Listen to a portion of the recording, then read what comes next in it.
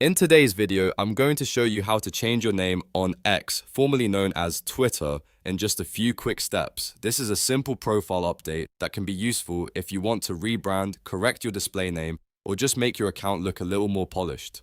If this tutorial helps you out, make sure to hit the like button and subscribe for more easy software and social media guides. Alright, let's jump right in. First, open x.com or the X app and make sure you're logged into the account you want to update. Once you're on the home screen, go to your profile. You can usually do this by tapping your profile icon or selecting your profile from the menu. This will take you directly to your personal profile page, where all of your account details are visible. Next, look for the Edit Profile button. This is where X lets you change the public details that appear on your account, including your display name. Go ahead and click Edit Profile to open the editing window.